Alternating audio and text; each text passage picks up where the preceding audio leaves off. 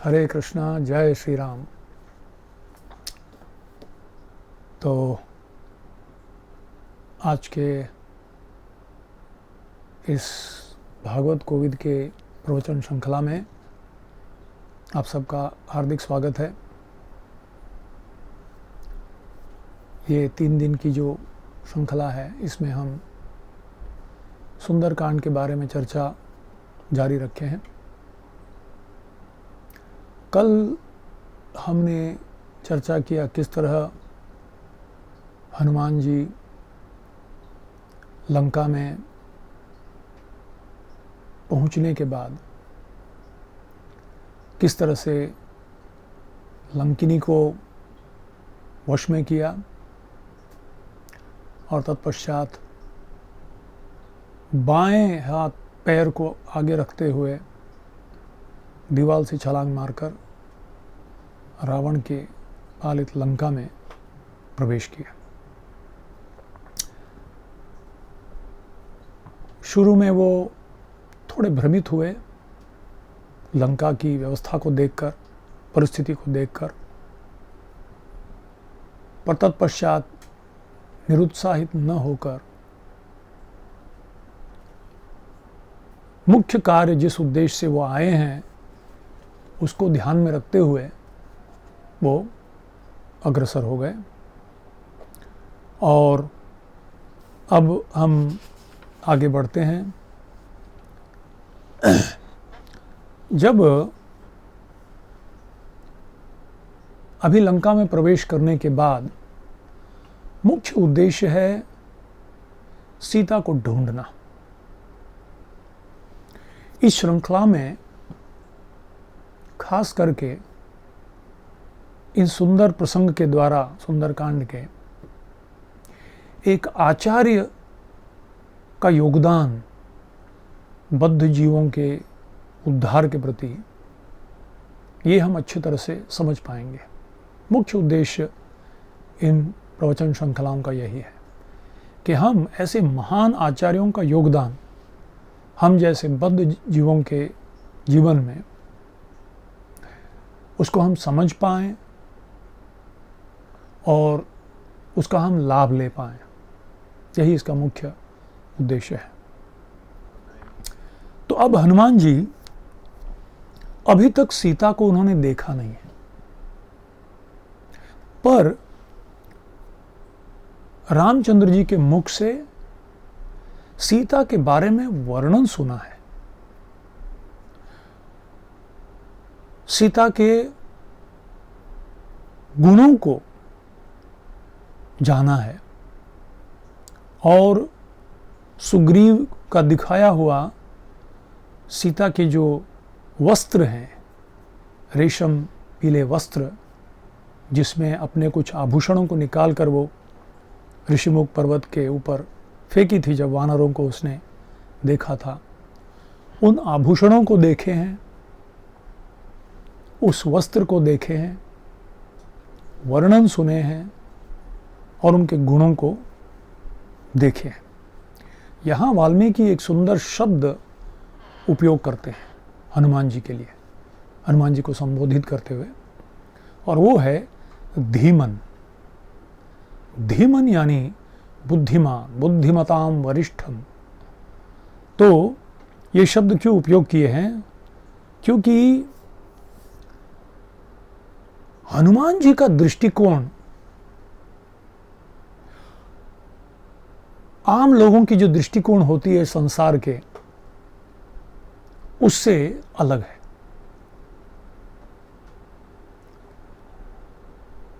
हम कहते हैं चक्षुरुन्मीलितं येन तस्मै श्री गुरवे नमः। एक होता है चर्म चक्षु, जो जिससे हम देखते हैं इस दुनिया को। दूसरा होता है शास्त्र चक्षु।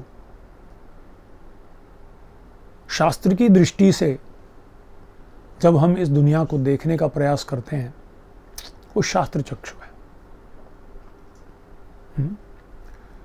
और फिर आता है प्रेम चक्षु। प्रेमांजन चुरित भक्त विलोचनेन संत सदैव हृदयेषु विलोकयन्ति। तो जब शास्त्र चक्षु को प्राप्त करके एक भक्त उसके अनुरूप यम शास्त्र विधि उत्सृज्य वर्तते काम कारता न सिद्धिम अवाप्नोति न सुखम।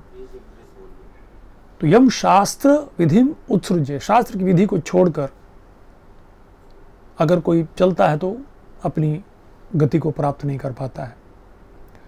पर तस्मात् शास्त्रम प्रमाणम थे, और शास्त्र के आधार पर कार्यरत होकर एक आचार्य प्रेम की चक्षु से जब इस सृष्टि को देखते हैं तो उनका नजरिया, उनका देखने का तरीका, उनका दृष्टिकोण अलग ही होता है।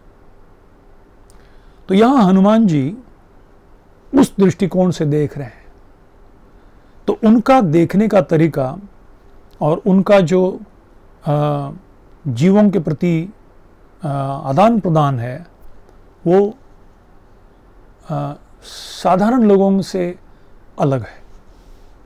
उनका हृदय पिघलता है जब वो किसी बद्ध जीव को, जो बड़ी प्रामाणिकता से, बड़ी तीव्रता के साथ परम सत्य की खोज में, the seekers of the absolute truth, ऐसे व्यक्ति की खोज में है वो देखते हैं कोई ऐसा आतुर व्यक्ति है क्या जो बड़ी तीव्रता के साथ, बड़े श्रद्धापूर्वक परम सत्य को जानने की इच्छा रख रहा है। तो उस व्यक्ति को ढूंढते हैं वो, और इसीलिए उन्हें मालूम है ऐसे व्यक्ति का स्वरूप कैसा होता है, ऐसे व्यक्ति के गुण कैसे होते हैं, ऐसे व्यक्ति का व्यवहार कैसे होता है। तो और इसीलिए जब इस दृष्टिकोण से वो इस संसार में आते हैं और अपनी दृष्टिकोण डालते हैं तो तुरंत पहचान पाते हैं कि कौन ऐसा व्यक्ति है जो राहत के लिए ढूंढ रहा है, जो प्रोत्साहन के लिए, जो निराशा में आशा की खोज कर रहा है, उनको वो ढूंढते हैं। तो इस तरह से हनुमान जी बड़ी उत्साह के साथ ढूंढ रहे हैं कौन ऐसा व्यक्ति है जो राम के विरह में आतुरता से उनके साथ संबंध जोड़ने का इच्छा रख रहा है। तो हनुमान जी जाते हैं, अभी सूर्यास्त हो गया है, चंद्रमा उदित हो गई है, और चंद्रमा का वर्णन बहुत सुंदर तरीके से वाल्मीकि मुनि करते हैं, बहुत ही सुंदर तरीके से। उनकी जो काव्य का जो कला है वो सुंदर से प्रदर्शित होता है वहाँ। तत्पश्चात हनुमान जी एक एक राक्षसों के घर में भी प्रवेश करके, खिड़कियों से प्रवेश करके, धीरे से प्रवेश करते हुए सब जगह ढूंढते हैं सीता को, वहाँ नहीं मिलते हैं। तत्पश्चात हनुमान जी आगे बढ़ते हैं। अब रावण के महल के आसपास जितने सारे उनके मंत्री, सेनापति, उनके पुत्र इत्यादि के बड़े बड़े महल हैं, उन महलों में प्रवेश करते हैं, और प्रवेश करके प्रहस्त, महापार्श्व, कुंभकर्ण, विभीषण, महोदर, विरूपाक्ष, विद्युत जिह्वा, क्या नाम है देखिए, विद्युत जिह्वा, इलेक्ट्रिक टंग, विद्युत जिह्वा, वज्रदंष्ट्र, इंद्रजित, सारण, ये असुरों के नाम भी है। नरांतक, देवांतक, सबको अंत करने वाले।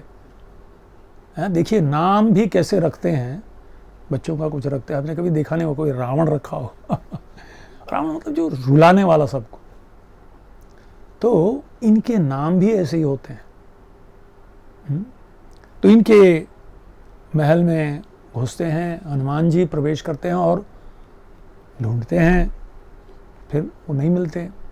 तत्पश्चात आगे बढ़ते हुए अब सीधे रावण के अंतःपुर में प्रवेश करते हैं, और वाल्मीकि जी वर्णन करते हैं रावण का वो महल, अद्भुत महल। तत्पश्चात पुष्पक विमान का भी दर्शन होता है हनुमान जी को। हनुमान जी आश्चर्यचकित हो जाते हैं, बाप रे कितने मंजिलों का ये बड़ा विमान।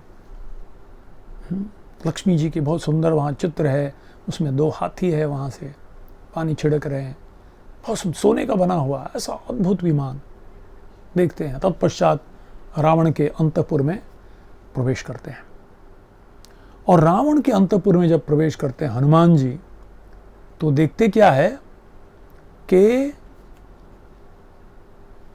ये छोटा कोई ऐसा अंतपुर नहीं है, तो 2 बेडरूम अटैच बाथरूम जैसे, कई आधा 2 किलोमीटर लंबा उनका अंतपुर है, और उसमें असंख्य स्त्रियां, बहुत ही सुंदरी, त्रिपुर सुंदरी। क्योंकि रावण सारे देवकन्या, ऋषिकन्या, राजकन्या, जिनको भी वो देखता था, चाहे वो विवाहित हो अविवाहित हो, अगर सुंदर हो, किसी की पत्नी हो, वो उसकी कोई परवाह नहीं, बस अगर वो सुंदर हो, भोग करने योग्य हो, तो मुझे चाहिए। ये उसकी प्रवृत्ति थी। और रावण ने ऐसे हजारों स्त्रियों को बलात्कार पूर्वक, बलपूर्वक ले आया था, और अब वो सब उसकी ही स्त्रियां हो गई थी, उसके अंतपुर में निवास करती थी। और जब हनुमान जी प्रवेश करते हैं तो देखते हैं सब पूर्ण रूप से मदोन्नत होकर, सुरापान करके, मांस, उस अंतपुर के बगल में एक स्थान होता है जहां बहुत प्रकार के, सब प्रकार के, वाल्मीकि मुनि वर्णन करते कौन कौन से मांस थे, सब प्रकार के मांस बने हुए एकदम। उसके बाद सब प्रकार के इंपोर्टेड लिकर, सब प्रकार की, इस सब को पान करके, भोग करके, भोग विलास में रमण करके, अब सब लेटे हुए हैं उधर। किसी का वस्त्र बिखरा हुआ है, हाँ, कोई बाल बिखरा हुआ है, उनके आभूषण इधर उधर बिखर गए हैं। हाँ, कोई एक स्त्री एक तानपुरा को आलिंगन करके, कोई प्रियतम को जैसे आलिंगन किए वैसे आलिंगन करके लेटी हुई है, और कोई एक दूसरे की जांघ के ऊपर, कोई उसके पेट के ऊपर, कोई उसके कंधे के ऊपर। हाँ, एक जगह तो वर्णन करते हैं कि एक का जो कान का झुमका है वो किसी नाक के पास है, और वो खराटे मार रही है तो वो भी हिल रहा है। इतना विस्तृत रूप से वाल्मीकि जी वर्णन करते हैं। हनुमान जी एकदम गौर से एक एक स्त्री को, प्रायशः निर्वस्त्र अवस्था में वो लेटी हुई है, ऐसे परिस्थिति में जाके एक एक को भी घूर घूर के बड़े ध्यान से, सावधानी पूर्वक देख रहे हैं, कहीं ये सीता तो नहीं। सीता का वर्णन जो सुने हैं वो देख रहे हैं। तो इस तरह से बहुत सुंदर से वर्णन आता है। तो इस तरह से जब वो ढूंढते रहते हैं, तब हनुमान जी के मन में एक विचार आता है कि भाई मैं क्या कर रहा हूं, मैं तो रहा अखंड ब्रह्मचारी, और मैं किसी पर पुरुष के अंतःपुर में प्रवेश करके उसकी सारी स्त्रियों को बड़े घूर घूर के देख रहा हूं, बड़े ध्यानपूर्वक। तो ये क्या योग्य चीज है? हनुमान जी कहते हैं, परदारा अवरोधस्य प्रसुप्तस्य निरीक्षणम इदम खलु ममात्यर्थम धर्मलोपम करिष्यति। ये परदारा अवरोधस्य प्रसुप्तस्य निरीक्षणम, परदारा किसी और की पत्नी, पर स्त्री, और वो भी प्रसुप्तस्य निशंक होकर, उसको मालूम नहीं है कोई देख रहा है, पुरुष देख रहा है, इस निशंक होकर वो सोई हुई है। हाँ, अवरोधस्य, और मैं बिना कोई रोधन के, बिना रुकावट के एकदम निकट जाकर उनको मैं परख रहा हूँ, देख रहा हूँ। इदम खलु ममा अत्यर्थम धर्मलोपम करिष्यति, ये तो मुझे धर्म से भ्रष्ट कर देगा, धर्मलोप हो जाऊंगा मैं। तो इस तरह से एक विचार, क्या ये योग्य है? धर्म भ्रष्ट तो मैं नहीं हुआ? क्यों? नहि मे परदाराणाम दृष्टिर्विषयवर्तिनी अयम च अत्र मया दृष्टः परदारा परिग्रह। कहते हैं मैंने ऐसे किसी पर स्त्री को, किसी स्त्री को ही, पर स्त्री तो दूर की बात, किसी स्त्री को भी इस स्थिति में ऐसा कभी मैंने नहीं देखा आज तक। और आज न केवल पर स्त्री को निशंक रूप से सोते हुए देख रहा हूं निर्वस्त्र अवस्था में, बल्कि ऐसे पुरुष को, ऐसे पापी पुरुष को भी देख रहा हूं जो सारे पर स्त्रियों को बलात्कार करके यहां ले आया है और उनका उपभोग कर रहा है। तो निश्चित रूप से ऐसे पापी व्यक्ति और ऐसी स्त्रियों को दर्शन करके क्या मैं अपने धर्म से भ्रष्ट तो नहीं हो गया? ये बहुत ही महत्वपूर्ण बात है जो हनुमान जी विचार कर रहे हैं। चैतन्य महाप्रभु कहते हैं एक श्लोक में, चैतन्य चरितामृत में, निष्किंचनस्य भगवद भजनोन्मुखस्य पारम परम जिगमिशोर भवसागरस्य संदर्शनम विषयिनाम अथ योषितांच हा हंत हंत विषभक्षणतोप्यसाधु। कहते हैं सन्यासी हैं वो, महाप्रभु ने सन्यास ग्रहण किया है, तो राजा का दर्शन करना, स्त्रियों का दर्शन करना, कहते हैं कि नहीं नहीं नहीं, अनुकूल नहीं है मेरे लिए। निष्किंचनस्य भगवद भजन उन्मुखस्य, जो इस संसार में निष्किंचन बनना चाहता है, निष्किंचन का मतलब कुछ, ये सब चीजें जो कुछ भी मेरा नहीं है, ये सब प्रभु का है, ये भावना, मैं ये ईश्वरत्व भावना जो त्यागना चाहता है,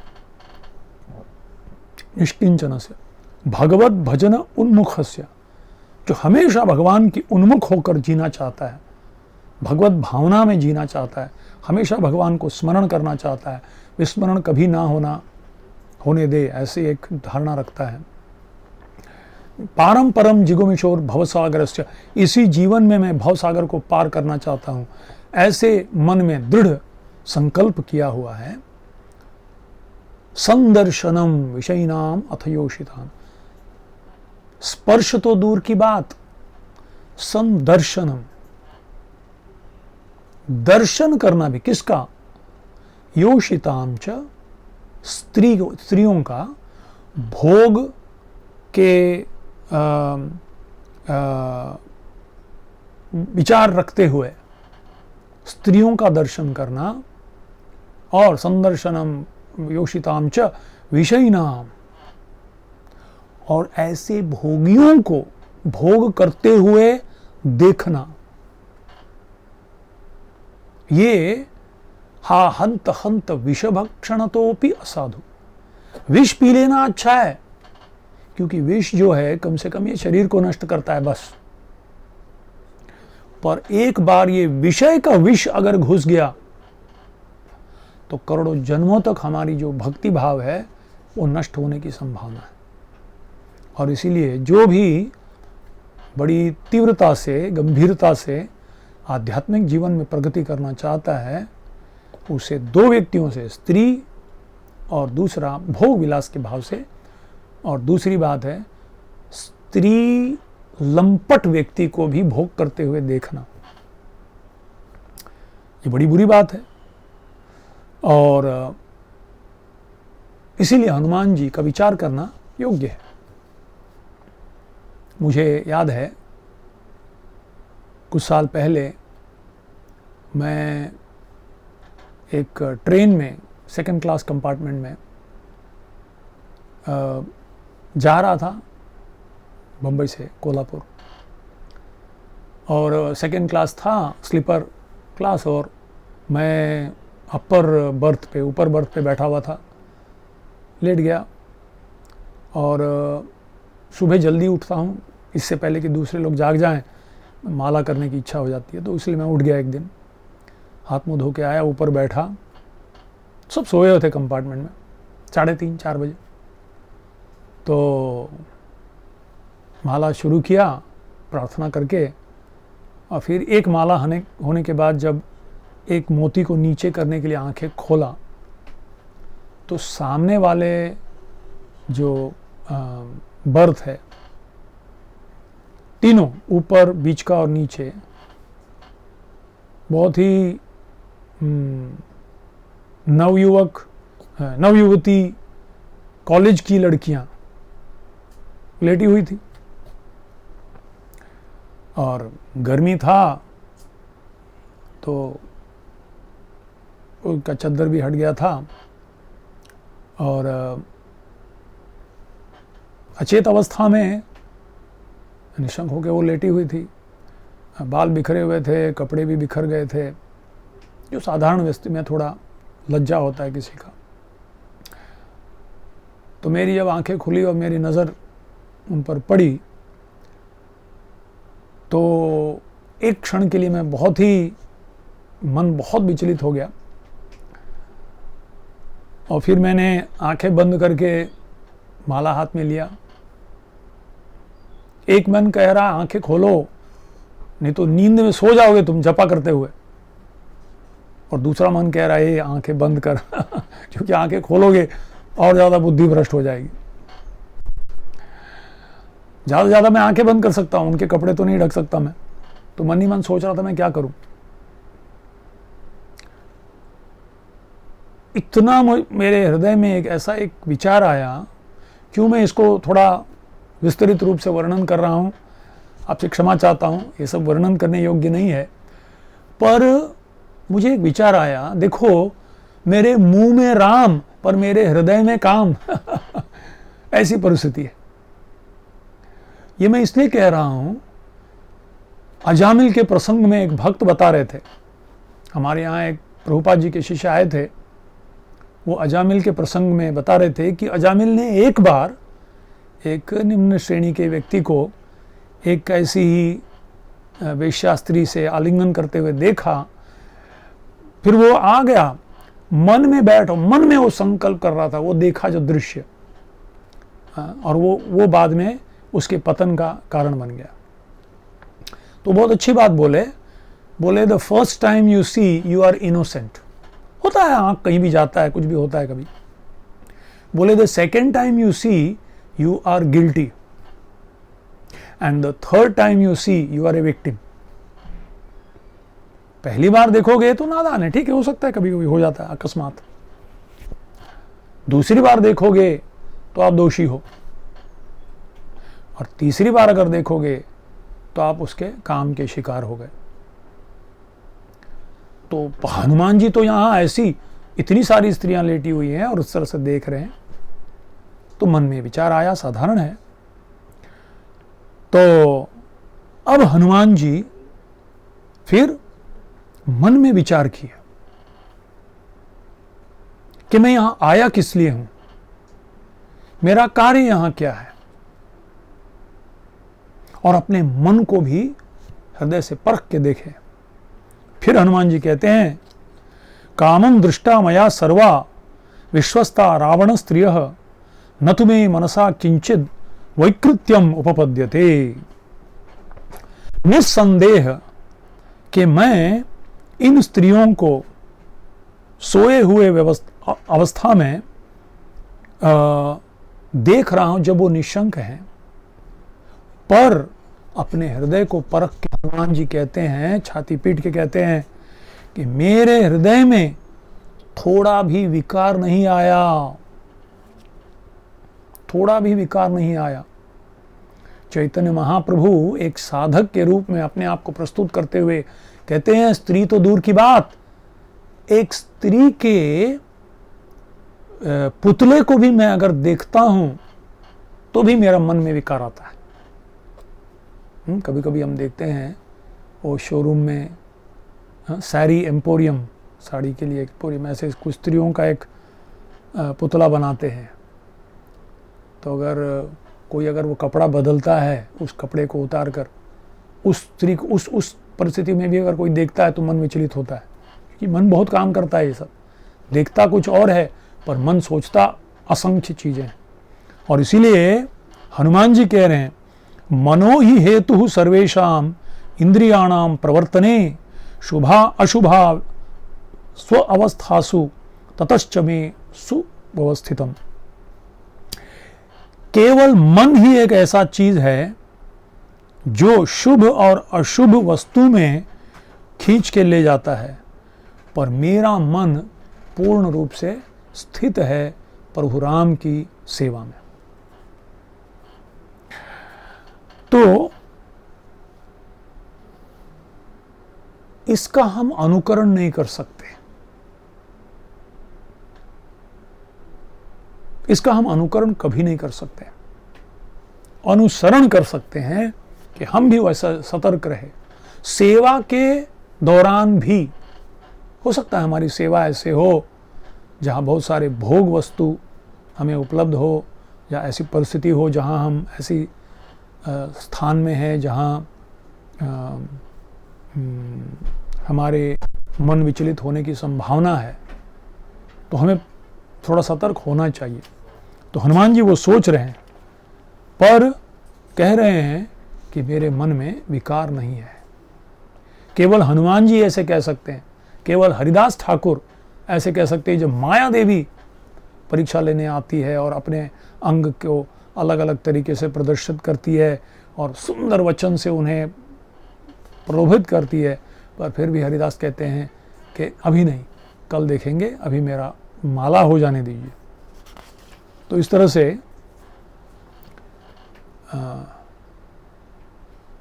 तो एक महत्वपूर्ण सीखने योग्य जो हमारे लिए ये है कि जब तक हमारा मन मग्न नहीं रहेगा सेवा में, तब तक संभावना है कि अगर हम सतर्क नहीं रहेंगे तो हम इस अमूल्य जो अवसर मिला है भक्ति करने का, उसमें हम पथभ्रष्ट हो जाएंगे। प्रहलाद महाराज कहते हैं कि अब जब मैं सोचता हूँ मग्न चित्तई, बहुत एक सुंदर श्लोक है जहाँ कहते हैं मग्न चित्तई शोचे ततो विमुखचे तस इंद्रिया नोद्विजे परदुरत्य वैतरण्या त्वद्वीर्य गायन महा अमृत मग्न चित्तई। क्योंकि आपके नाम रूप गुण लीला में मग्न हूँ, आपकी सेवा में मग्न हूँ, इसीलिए मुझे कोई चिंता नहीं है जब मैं आपकी सेवा में लगा हुआ।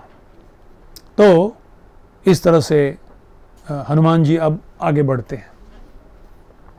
तत्पश्चात ढूंढते हैं रावण के महल में, एक एक स्त्री को भी देखते। बाद में एक स्त्री को देखते हैं जो बहुत सुंदरी है और जो सोने के पलंग में लेटी। ये लोग सब ऐसे ही नीचे पड़े हुए हैं, पर वो सोने के पलंग में लेटी हुई है, उसके ऊपर एक छतरी है और कई दासियां उनकी चामर डुला रही है। तुरंत हनुमान जी नाचने लगते हैं, अपने पूंछ को चूमने लगते हैं, खंबे के ऊपर चढ़ने उतरने लगते हैं, अपना वानर स्वरूप को प्रकट करते हैं जो उनका स्वभाव है। बोले मिल गई मिल गई मिल गई, सीता मिल गई, इतनी सुंदर, और वो भी ऐसी लेटी हुई है, निश्चित रूप से यही सीता होना चाहिए। फिर थोड़े समय के बाद सोचते हैं नहीं नहीं नहीं नहीं नहीं, ये कभी सीता नहीं हो सकती। ये इस तरह से जो लेटी हुई है, एकदम क्या कहते हैं, निश्चिंत होकर लेटी हुई है, ऐसे सीता कभी नहीं लेटी होगी। उसके अंतःपुर में प्रवेश करके इस तरह से तो लेटी कभी नहीं हो सकती है। और पास में जाके सूंघते हैं तो खाई हुई है, पी हुई है, वो किस प्रकार की शराब पी हुई है। बोले ये नहीं हो सकती।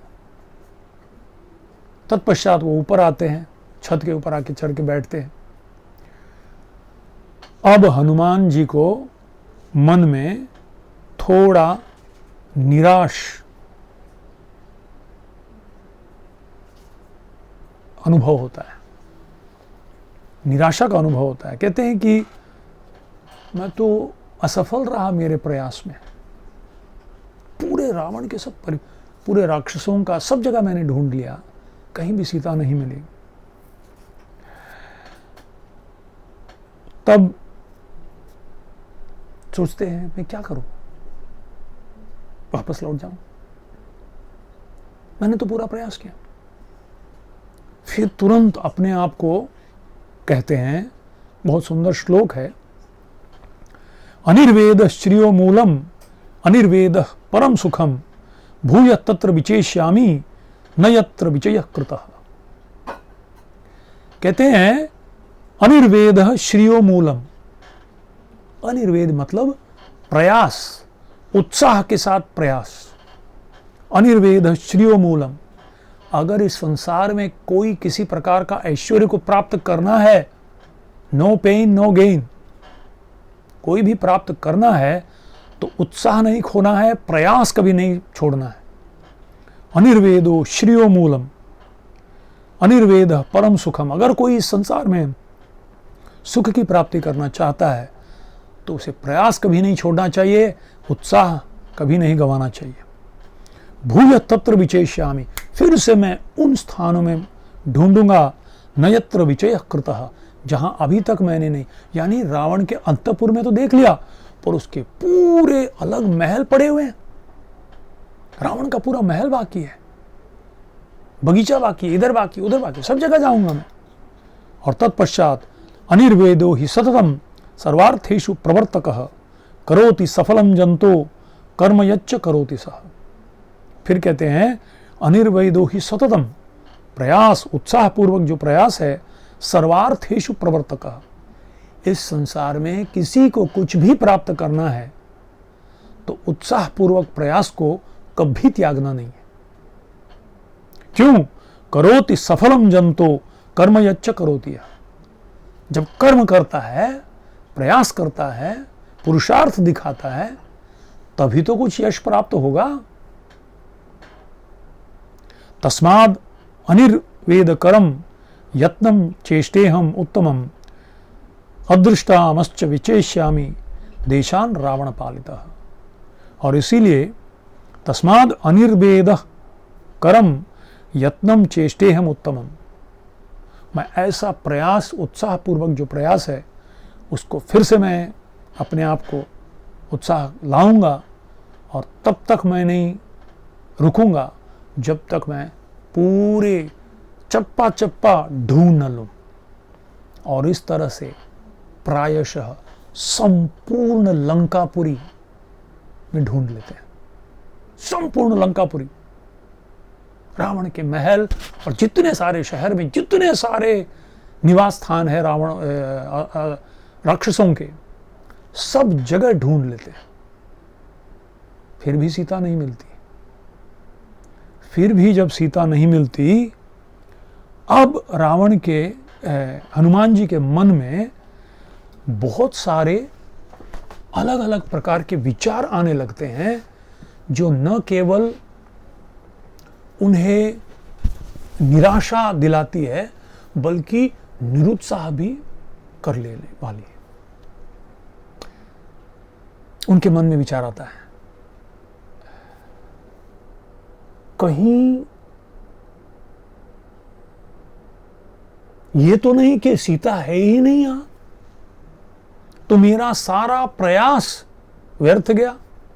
संपाति का कहना और सूचित करना, सुग्रीव असंख्य करोड़ों वानरों को चारों दिशा में पूरे विश्व में ढूंढने के लिए उसका प्रयास, हम इतने सारे वानरों का यहां आना, मेरा समुद्र का लांघना और इतना सब ढूंढना, सब व्यर्थ गया।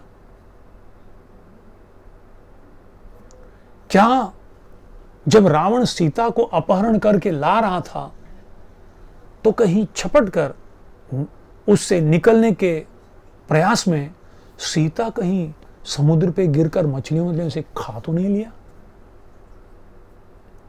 या हो सकता है कि जब वो इतनी उद्दंडता, मतलब इतने दृढ़ता के साथ उसने नकारा रावण के इच्छा को, तो रावण ने क्रोध में उसे खा भी लिया हो। आखिर है तो वो राक्षस।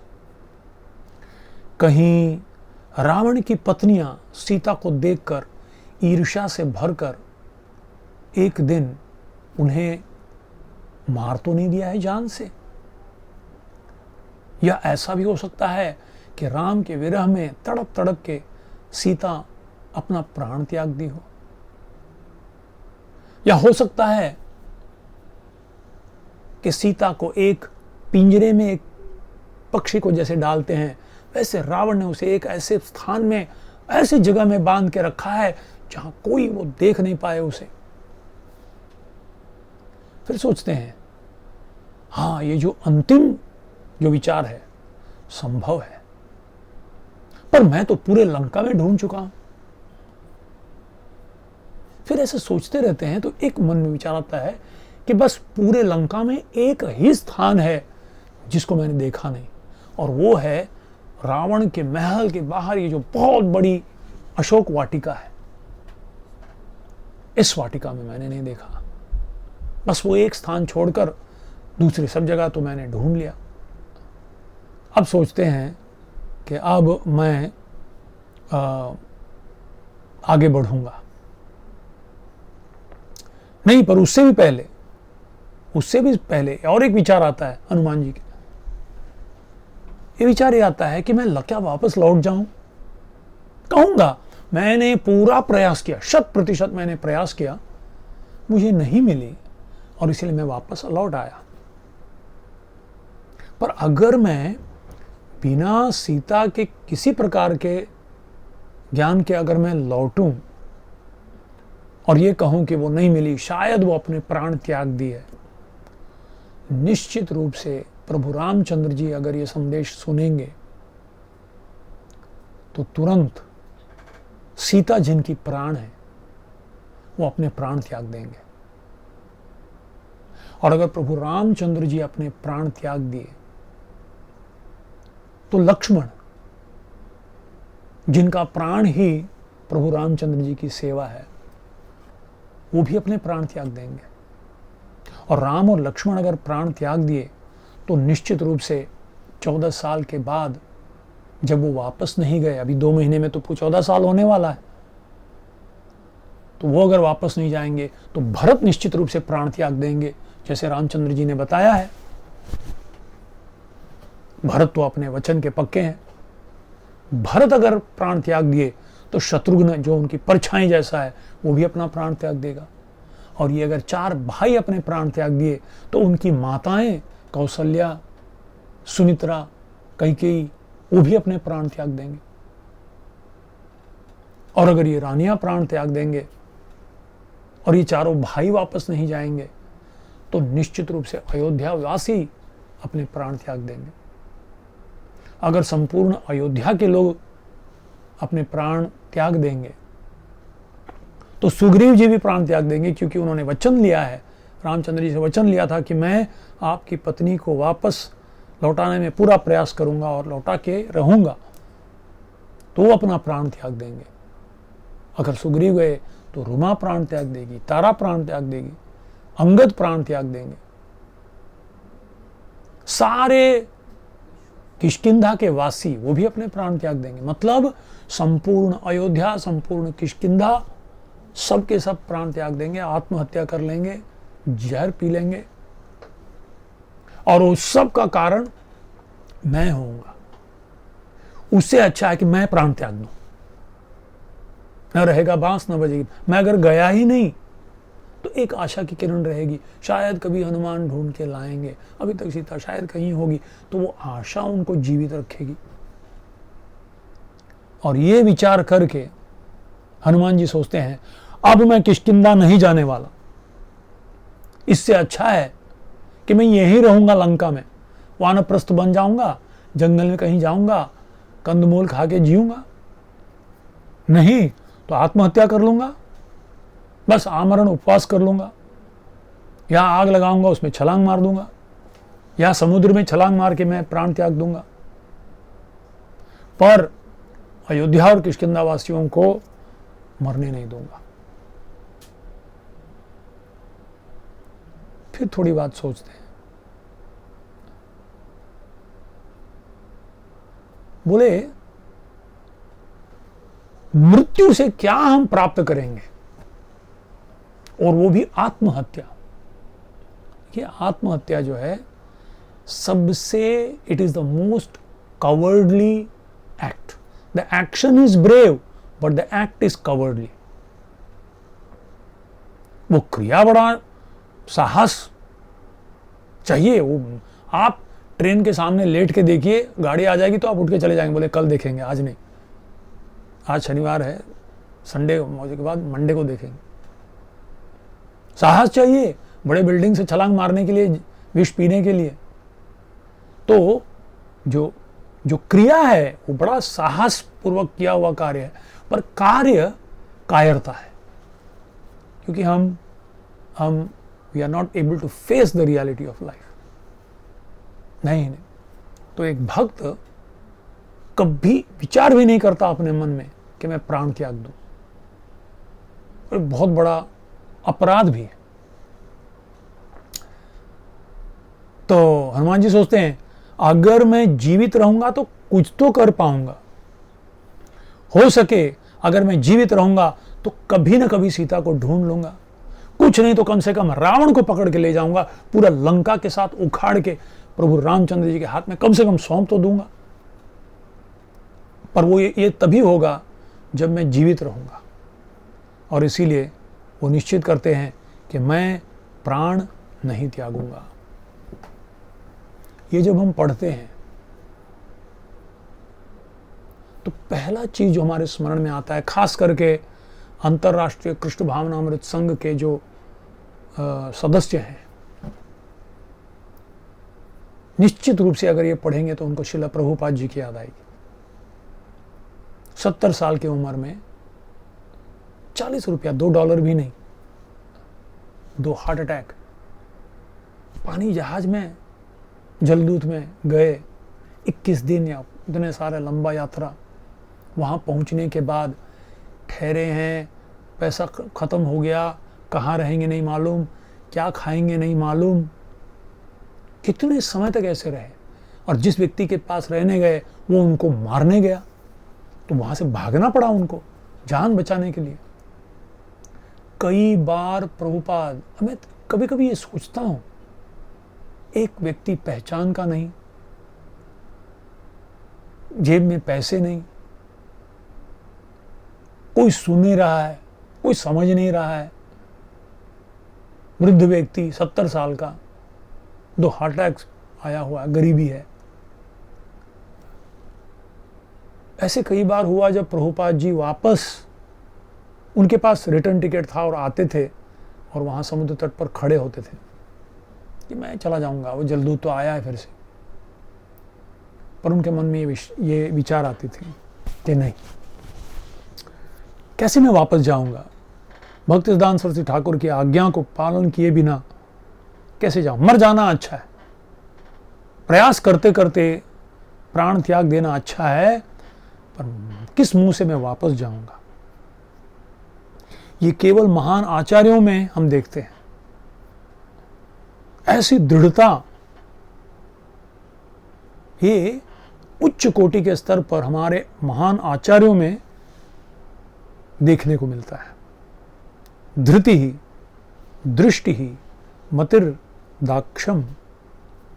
तो इस तरह से उत्साहात, निश्चयात, धैर्यात, रूप गोस्वामी भी कहते हैं उपदेशामृत में, ये उत्साह, ये निश्चयात, ये धैर्यात. तो इस तरह से अभी तक मैं अशोक वन में नहीं गया हूं, चलो मैं अशोक वन जाऊंगा. पर इस बार जब वो अशोक वन के लिए निकलते हैं, निकलने से पहले हाथ जोड़कर, आंखें बंद करके 2 श्लोकों में प्रभु रामचंद्र जी के चरण कमलों में प्रणाम करके, लक्ष्मण जी के चरण कमलों में प्रणाम करके, माता सीता को स्मरण करके, तत्पश्चात शिवजी, इंद्र, यम, वायु, अग्नि, सूर्य, चंद्र, सारे मरुदगणों का स्मरण करते हुए, सारे देवताओं का स्मरण करते हुए, सुग्रीव को भी प्रणाम करके, तत्पश्चात उनकी कृपा के ऊपर निर्भर होकर, उनकी प्रार्थना को स्मरण करते हुए, उनकी कृपा की याचना करते हुए अब फिर से अग्रसर होते हैं, निकलते हैं, चलो ढूंढता हूं. और इस तरह से ये प्रसंग 15 अध्याय में समाप्त होता है। तो ये 15 अध्याय अन्वेषणम, सीता की खोज। अब सीता का दर्शनम, अब ये भाग है अब सीता जी के दर्शन के लिए, मतलब सीता को पहचानने के लिए। तो हनुमान जी अशोक वाटिका में जाते हैं और छोटा सा स्वरूप लेके, इस समय हमेशा छोटा स्वरूप रखें। सूक्ष्म रूप धर इसी ही दिखावा, बाद में विकट रूप धरि लंक जलावा। भीम रूप धरि असुर संहारे, रामचंद्र के काज संहारे। जब तक अपना मुख्य कार्य नहीं हुआ है, सूक्ष्म रूप धरि, वेरी अनअज्यूमिंग, क्योंकि अगर विकट रूप लेके ले लेंगे तो झगड़ा हो जाएगा, तो फिर सीता नहीं मिलेगी, कहाँ है नहीं मालूम चलेगा। संदेश नहीं देंगे, सीता जी का संदेश नहीं लेंगे तो क्या लाभ। तो सूक्ष्म रूप से अब प्रवेश करके अशोक वाटिका में जाते हैं। वहाँ भ्रमण करते करते करते करते करते अंत में दूर में देखते हैं कि 1000 खंबे वाला एक ऐसा भवन, 1000 खंबे वाला एक भवन दूर से देखते हैं। संगमरमर का, एक मार्बल का बना हुआ, सफेद। तो बड़े विशाल साल वृक्ष पर जाकर वहाँ बैठ जाते हैं, जहाँ बहुत ज़्यादा शाखाएं हैं और हरे भरे हैं, ताकि वो छुपे रहे, उसमें पता नहीं लगे, किसी को दिखे नहीं। बैठकर वहाँ से देख रहे हैं और उनके मन में विचार आता है, जासूस, ओरिजिनल जासूस हनुमान जी हैं।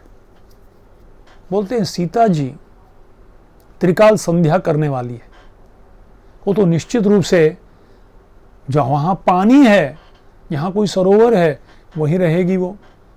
3 डुबकी लगा के तो स्नान अपने संध्या करेगी। तो वो देखते देखते ढूंढते हुए वो आते हैं, तो तब उन्हें ये नज़र आता है। और तत्पश्चात वहाँ से उस भवन के बगल में एक विशाल वृक्ष होता है, शिमशुपा वृक्ष। और उस वृक्ष के नीचे जब अपना दृष्टि डालते हैं, तब वो देखते हैं कि वहाँ एक ऐसी अद्भुत सौंदर्य प्रज्वलित शरीर वाली ऐसी एक स्त्री बैठी हुई है। तो धीरे से हनुमान जी और पास जाते हैं, उस वृक्ष के, शिमशुपा वृक्ष के पास जाते हैं और बड़े गौर से, बड़े ध्यान से देखते हैं कि ये कौन है, कहीं ये सीता देवी तो नहीं।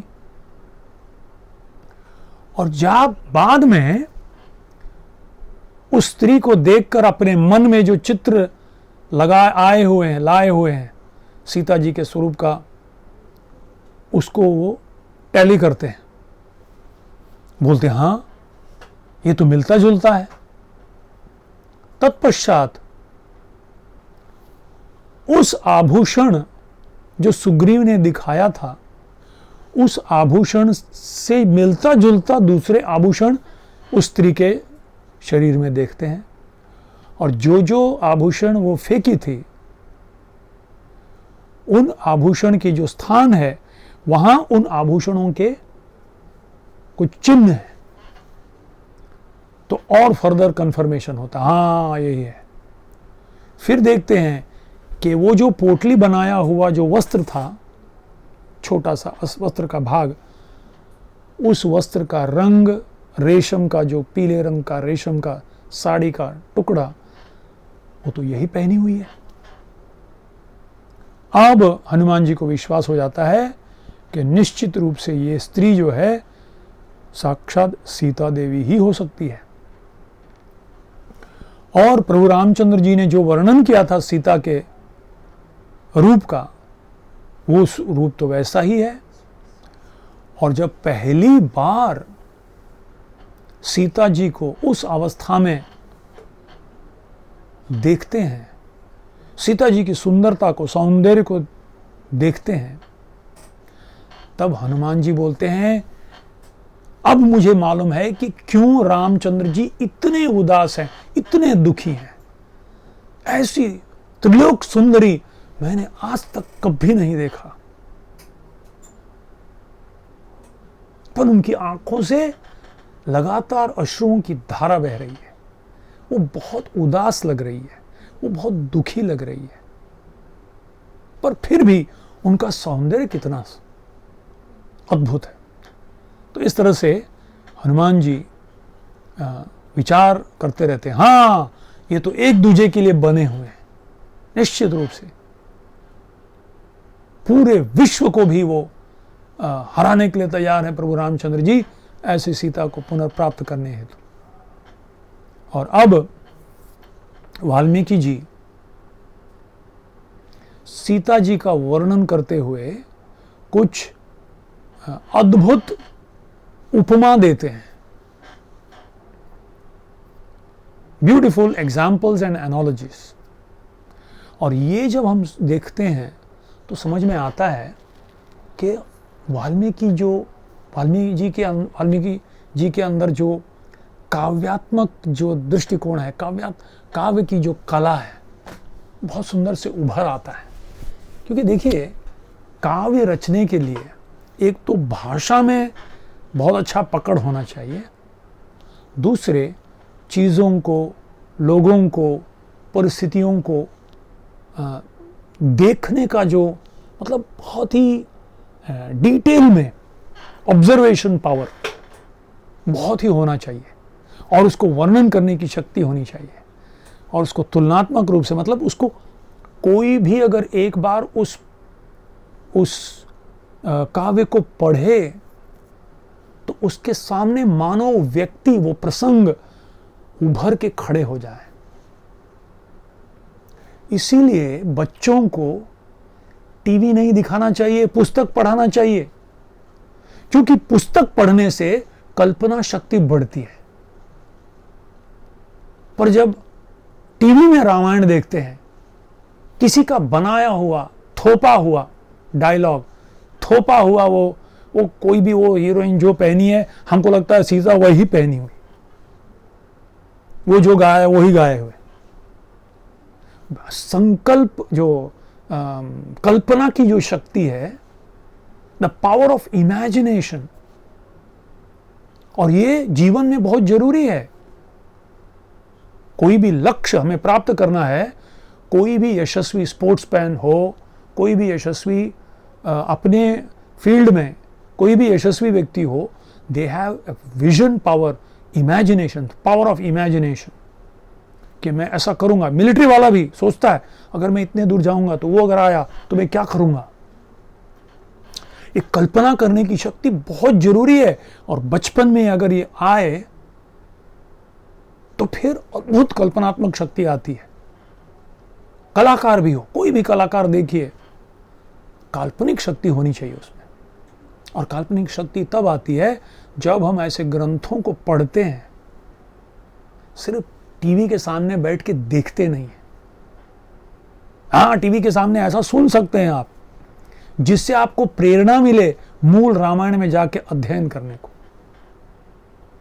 क्योंकि उन शब्दों में वाल्मीकि मुनि ने संपूर्ण ज्ञान को, भंडार को डाल के रखा है।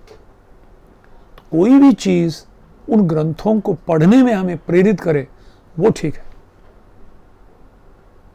तो यहां वाल्मीकि जी बहुत ही सुंदर तरीके से वर्णन करने वाले हैं कि सीता जी कैसे दिख रही थी। अगर ये आप सुनेंगे तो निश्चित रूप से आप बोलेंगे, वाह, अब मैं समझ सकता हूं। कल्पना करना जो सबसे मुश्किल है, ऐसे चीज को सुंदर तरीके से वर्णन करे, तो वो कवि की महानता है। आपके सामने वो चित्र खड़े हो जाए और बैठ जाए आपके हृदय में हमेशा के लिए। तो यहां एक श्लोक मैं आपको सुनाता हूं। समलेन च दिग्धांगी वपुषा चाप्यलंकृता मृणाली पंकदीर्घेन विभाति च न भाति च, विभाति च न भाति च। कैसा सुंदर है। हालांकि स मलेन च दिग्धांगी, उनके शरीर के सारे अंग मलिन हो चुके थे। तो क्या इसका मतलब स्नान नहीं करती थे? नहीं, स्नान करती थी, सिर्फ 3 डुबकी लगा के आ जाती थी बस। क्यों? संध्या वंदन करने के लिए। पर श्रृंगार नहीं करती थी, रगड़ रगड़ के वहां साबुन नहीं लगाती थी। तो समलेन च दिग्धांगी, हालांकि उनके शरीर मलिन हो गए थे, पर वपुषा चापि अलंकृता, कोई अलंकार नहीं था, सब अलंकार निकाल के उसने फेंक दिया था। बस एक कुछ चीजें तो उसने उस शिमशपा पेड़ के डाल पे टांग के रखी थी। एक कोई भी क्या कहते हैं आभूषण नहीं पहनी हुई थी, और मलिन वस्त्र भी मलिन हो चुका था, और शरीर भी, सारे अंग भी मलिन थे। स मलेन च दिग्धांगी वपुषा चापि अलंकृता, पर उसका शरीर ही एक अलंकार था, शरीर ही ऐसा सुंदर था। देखिए, कोई बहुत सुंदर व्यक्ति, कितना भी ऐसे कोई उच्च कुल का व्यक्ति, अगर सुसंस्कृत व्यक्ति, अगर वो किसी कारणवश अभी भिखारी जैसा भी आ गया हो, तुरंत पहचाना जा सकता है ये बहुत सुंदर व्यक्ति है, एक बड़ा कुलीन व्यक्ति है।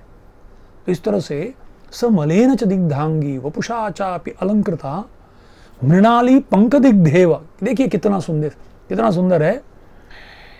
एक कमल जैसे कीचड़ में हो, कीचड़ के बीच होते हुए भी कमल कैसा खिला है। विभाति च न विभाति च, कितना सुंदर है। विभाति च न भाति च,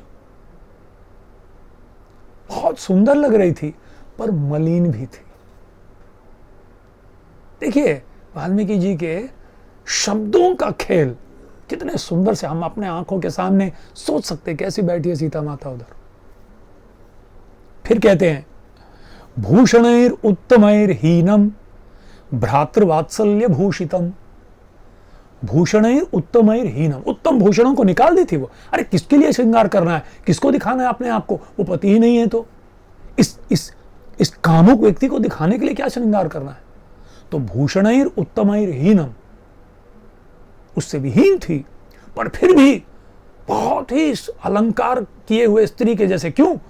भ्रातृवात्सल्य भूषितम, अपने पति के प्रेम जो है उससे वो भूषित थी। फिर कहते हैं, ताम देवीम दीन वदनम अदीनम भर्तृतेजसा। हालांकि बाहर से ताम देवीम दीन वदनम, बड़ी दीन लग रही थी, बहुत ही दुखी लग रही थी, बहुत ही उदास लग रही थी। कोई उदास और बहुत दुखी लगता है ना, तो सुंदर नहीं लगता है। तो हालांकि बाहरी रूप से वो दुखी और बहुत ही उदास थी, पर अदीनम भर्तृतेजसा, अपने पति को, उनकी शक्ति को, उनके तेज को, उनके सौंदर्य को स्मरण करते हुए वो खिल रही थी। उसका हृदय चमक रहा था, उसका पातिव्रत्य के कारण चमक रही थी वो। तो इस तरह से वाल्मीकि जी आगे बढ़कर और 4 श्लोकों में हम देखेंगे, कल उसको शुरू करेंगे, वर्णन करते हैं कि कैसे लग रही थी अग्नि, धुएं से ढका हुआ अग्नि। इस तरह से एक एक करके 11 उदाहरण देते हैं, 11 उदाहरण। और एक एक उदाहरण में भी अगर थोड़ा गहराई में आप जाएंगे तो हम देख सकते हैं एक कवित्व के द्वारा कितना गहराई में व्यक्ति को विचार करने में प्रोत्साहित करता है। इसीलिए मूल ग्रंथ को, जैसे गीता, आप कितना भी अनुवाद पढ़े दूसरे भाषाओं में, पर वो श्लोक, एक एक श्लोक, उसका सौंदर्य, वो शब्दों का उपयोग, वो सुंदर उदाहरण, वो उपमा, हाँ, देहिनोऽस्मिन् यथा देहे कौमारम यौवनम जरा तथा देहांतर प्राप्ति। जैसे कहते हैं ना, मात्रा न जायते म्रियते वा कजाथिन नाम भूत्वा भविता। एक एक श्लोक में द्वारा भी सुंदर तरीके से श्री कृष्ण उनके मुख से, या मुखम पद्मनाभस्य मुख पद्मम विनिश्चितः, उनके मुख से निकले हुए ये वाक्यों को पढ़ने में अगर प्रेरित कर दे तो मैं समझूंगा कि ये जो प्रवचन श्रृंखला है ये यशस्वी हुआ। तो कल हम सुनेंगे सीता माता का वर्णन और ये भी देखेंगे कि किस तरह यहाँ बुद्धिमताम वरिष्ठम, अब हनुमान जी सोचते हैं मैं कैसे जाके मिलूं, कि कैसे छलांग मारूंगा डर जाएगी, क्योंकि यहाँ सब राक्षस लोग के अलावा, राक्षसियों के अलावा, राक्षसों से घिरी हुई बेचारी डरी हुई है, और रावण हर दिन अलग अलग रूप धारण करके आता है, तो उसको लगेगा मैं रावण हूं। तो कैसे मैं संदेश दूं, विश्वास कैसे दिलाऊं कि मैं सचमुच में रावण का प्रतिनिधि, प्रभु रामचंद्र जी का प्रतिनिधि हूं। मैं आपको किसी बुरे उद्देश्य से नहीं आया हूं, मैं आपका सुहृद हूं, मैं आपका सेवक हूं। एक आचार्य को बद्ध जीव के हृदय में विश्वास दिलाना कि मैं भगवान का प्रतिनिधि हूं, इतना आसान नहीं है। बुद्धिमताम वरिष्ठम, बहुत बुद्धि चाहिए, बहुत समय लगता है, पर दक्षता के साथ हनुमान जी बहुत, हम देखेंगे किस तरह से विचार करते हैं हनुमान जी, क्या क्या सोचते हैं, क्या नहीं करना है, क्या करना है, जिसके द्वारा माता सीता के हृदय को में विश्वास दिलाना कि मैं सही में रामचंद्र का प्रतिनिधि हूँ। ये हम कल देखेंगे। आप सबका बहुत बहुत धन्यवाद। जय श्री राम, जय Hanuman. RG Media YouTube channel, like, share, subscribe.